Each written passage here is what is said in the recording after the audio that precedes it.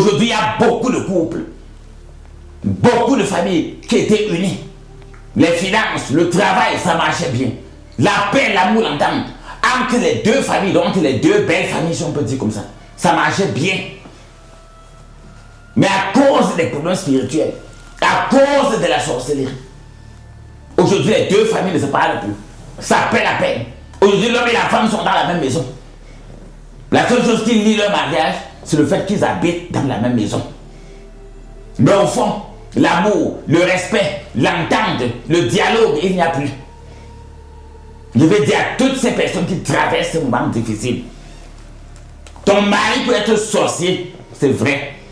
Comme ça peut être que ton mari n'est pas sorcier. Oui, ton mari peut être sorcier, c'est vrai. Mais ça peut être qu'il n'est pas sorcier. Mais avant d'entrer dans les détails, savoir si ton mari est sorcier ou pas. Ne te laisse pas guider par des conseils, parce que suivez le cas d'Esther. Elle suivait les conseils passés par là de tout le monde. Je crois que j'ai bien suivi ça. Elle suivait les conseils contradictoires. Oui, contradictoires, très bien. Et ces conseils viennent de divers ordres sur les réseaux sociaux, en famille, les voisins, les amis, les couples. À la radio, à la télévision, très vrai. Même dans la belle famille. Tout à fait. Très, parce qu'il y a des familles que vous allez voir. Lorsqu'il y a un problème de sorcellerie ou il y a des problèmes spirituels dans une famille, vous allez même voir peut-être que c'est la famille de l'homme. Et il y a des personnes de la famille de l'homme qui vont aller dire à la femme qu'on ne demande pas. Notre frère est sorcier. Il y a des personnes qui vont aller du côté de la femme. Des personnes vont sortir du côté de la fille. Venez dire à l'homme que notre fille, là, notre soeur est une sorcière. Comprenez bien ce que je dis. Nous sommes là pour bâtir. Nous sommes là pour s'aimer la paix, l'amour, l'entente, la réussite dans les couples, dans les foyers. Donc toute personne qui se sent dans une situation pareille et qui le veut de son cœur, sa volonté, c'est de voir la paix, l'amour, l'entente, être restauré dans son foyer pour le bonheur de ses enfants. Si c'est un problème de sorcellerie, un problème spirituel qui est à l'origine du manque de paix, d'amour, d'entente, tu viens, on va résoudre cela.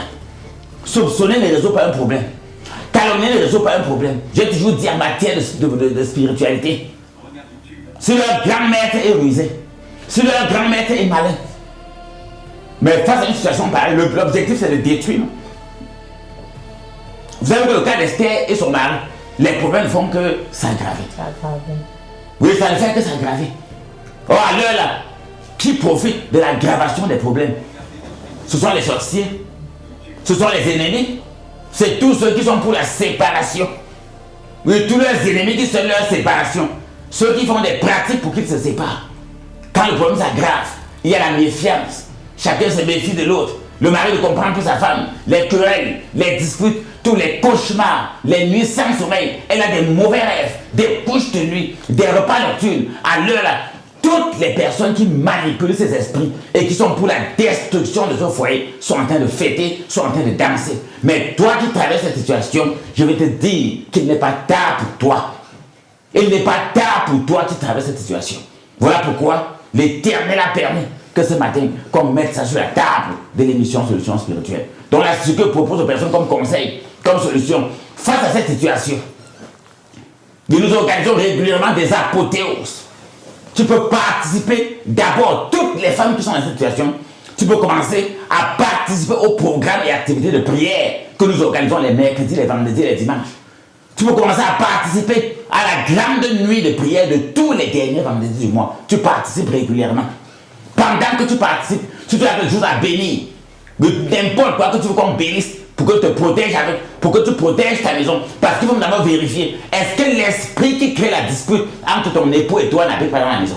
Si l'esprit habite dans la maison, tu as prêt donc de quoi bénir, de quoi consacrer.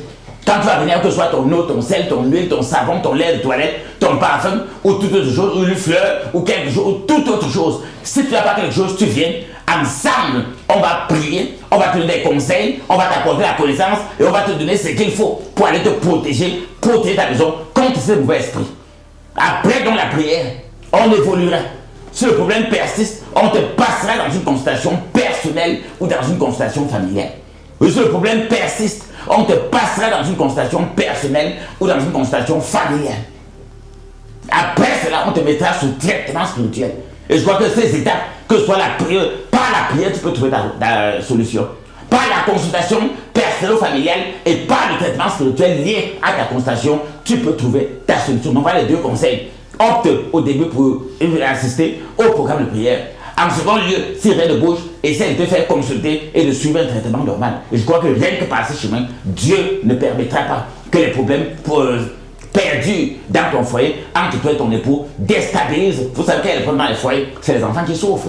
Quand les enfants se battent, ce sont les herbes qui souffrent. Donc éradiquer les problèmes des foyers pour le bonheur des enfants. Voilà le conseil que je pouvais donner et aussi quelques exemples de solutions à toutes les femmes et tous les couples, toutes les familles qui traversent des situations pareilles et similaires à la situation d'Esther.